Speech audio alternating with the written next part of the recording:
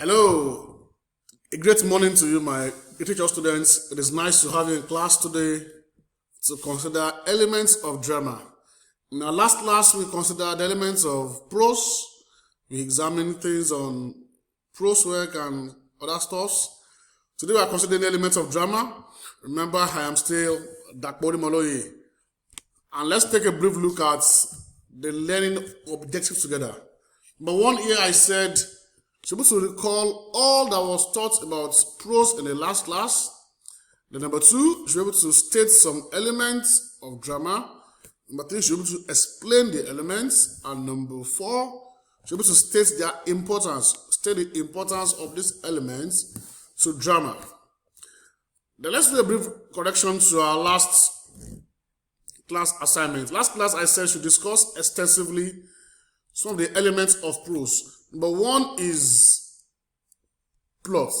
I said in the last class, plot is a sequential arrangement of events in a prose work. That is the order of events. I told you the order can be from the beginning to the middle to the end. Or at times it can be from the end. Then you switch to the beginning using flashback. So your plot can be dynamic based on your ability.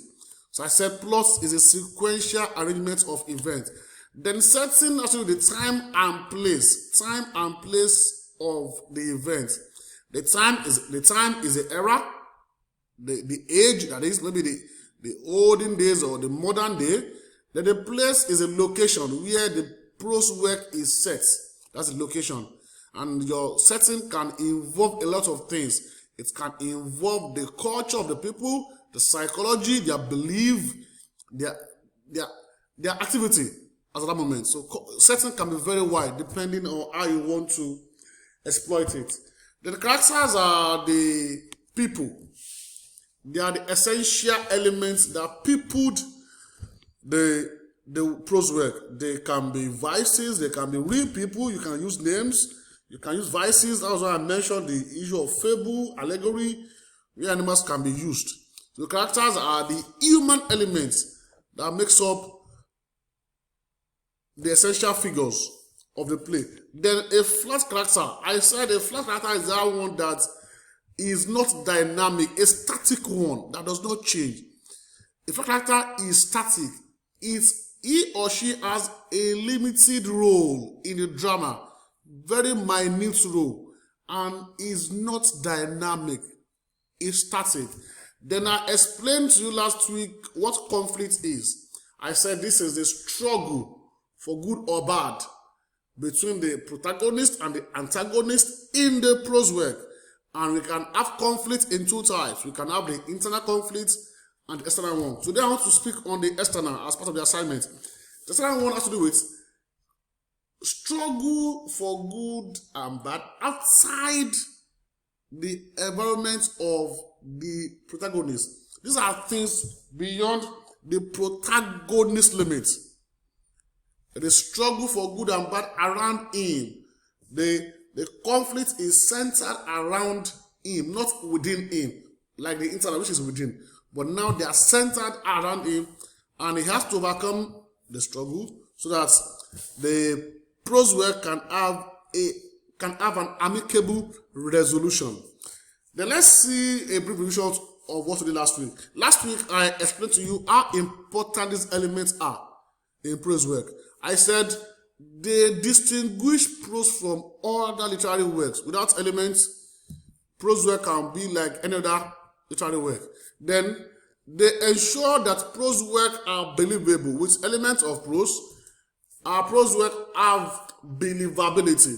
And last one, they give coherence. No element of prose, no coherence in prose work. These are the things that makes up what we discussed last week. And this week we are considering elements of drama. Although most of the elements of prose apply to drama, and I'll be explaining them based on the drama view. But let's see some facts about these elements also. Like the prose work, elements of drama distinguishes drama from other elements, from other forms of literature. With the element of drama, like acts and scenes, you know vividly that this is a drama text, not a prose work. Once you see a write-up using acts and scenes form, you know that definitely this is a drama work. Then they make drama presentable on stage. You cannot present a prose work on stage, but with the element of drama, you know this can be presented on stage. And lastly, elements of drama what? Give coherence to drama work. They give drama work coherence. Without them also, you just be writing a long piece of nonsense. But with the elements of drama, you are good to go. Let's pick up the elements one by one. This first one is theme, and that theme is the central idea or the message. I call it central idea or message in the drama. This is what the readers or the audience tend to gain. What they tend to gain after reading or watching the play. After reading the drama text or watching the play. That is a central message. The clear message they tend to pick up. The moral lessons from the characters of the play. That's a theme. And like I said here, is a message or lesson the playwright seeks to share with the audience. Then the plot. I said in prose work that it is the sequential arrangement. Here it is how the event is narrated, how the play is narrated. Sequentially, see it, sequence here, depending largely on sequence. And what plot does to connect events with character. Plot here connects events with character in a logical way, in a logical sequential way. And here you have it in the same way you have it in the prose work.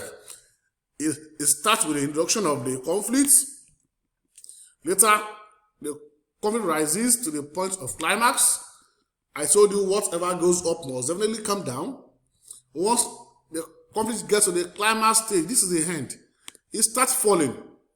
It gets resolved to the point of resolution, which is the concluding part of the drama. The falling stage is the resolution stage.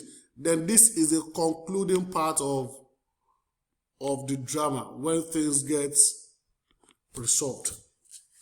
Then, for characters now, there's no way you have a drama without characters, because they are the people that enable the lesson is presented logically. They form a part of the story interwoven with the plot. They link the plot to the events. Yes. People, which are characters, they pick up the plot and link the plot with the events. So characters are very essential. They are the human personality in any play. And I can tell you, they are the people considered as a principal material. Without them, you can't have a play or a drama. Then dialogue. I say it everywhere. This is the most important element. Most important element of drama. Without dialogue, you have no drama. Dialogue at times might be words. At times it might be body movement, like the case of mime and pantomime. This has to do with conversation between characters in the play. And through that conversation, the plot is presented. The events are presented, and the moral lessons are pinpointed. The dialogue ensures for plot presentation, event illustration, and theme presentation. So that dialogue, you can't have a play. I said there is a verbal communication between two or more people. This is just literally meaning of dialogue. And here it says characters are revealed through what? Through dialogue. Are revealed through dialogue. Also, events and incidents are exposed Through what? Through dialogue. So it's very, very important. Every play must have dialogue. No dialogue, no play. Then the setting. I told you the setting can be complicated in the sense that the setting has to do with time and place. That's one. Then history of the people, history period of the people. Then scenes around that time. Very important. The time is the era. I said the time is the era. While the place is the location of the event. Then the historic period is very important. What happens at that moment? If you want to set up a play in the 1970s, you know things to watch out for in the play. You can't expect to see handsets in the 1970 play. You can't expect to see a Lexus in a 1970 play. So different time, different things, and different places might have different things also. The setting I said here is of utmost importance because it sets the mood for the play. It can either be a discussing, we won't discuss sickness now. Definitely you know the kind of setting you need. You need the setting of hospital. We will discuss spiritual powers. We need the setting of either a church or an herbalist place. So the setting differs. Then soliloquy. This is one important element of drama. Here a character speaks to thinks aloud. That means the word thinks aloud. He thinks aloud. The audience can hear his thoughts, but other characters cannot hear his thoughts. Here it says it reveals the innermost thought of a character. He thinks aloud, the audience can hear him, but other characters are not permitted to hear his thoughts. Then monologue. Monologue is a piece of drama where somebody does all the talking. In short, I call it narrative drama. Narrative drama. Someone narrates all the events in the drama text. That's monologue. And it's an old way of presenting drama. No one does this kind of thing again. It's an old way of presenting drama. And let's see the difference between monologue and soliloquy. Here is a long speech delivered by an individual. You can say this. By an individual. Then here is still character's thoughts, inner thoughts to himself. When I told you the audience can hear that thought, the audience can hear the character's thoughts, but his fellow characters cannot hear his thoughts. In conclusion, drama is distinguished from other forms of literature using elements. Drama is presentable on stage using elements. Drama can only be coherent based on the use of elements. Very important. And before I leave, I want to advise you go through these reference materials. These reference materials have been carefully selected for you to read and learn more about elements of drama. You get more from them. Even the ones I've not mentioned, you get from them, and you'll be better students using them. And lastly, this assignment is very important. I didn't mention this in class. Yes, I skipped it intentionally. It's something I mentioned in the last class based on prose. The same thing for this.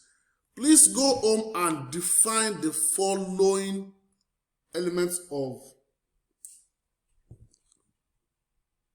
drama: monologue, suspense, resolution, projection, and soliloquy. You get these ones easily because I've mentioned this in class. But make sure you write beyond what I've said in class. This also write beyond what I've said in class. There are three. Using the reference material I mentioned here, you get them easily. I want to say a big thank you for being part of my class. Thank you for listening attentively. Please don't forget to do further research on the topic, do my assignments, and feel free to send all questions to me using dapo.orimoloye@greenland.org. Till we see again next class, stay blessed and be safe. I love you all.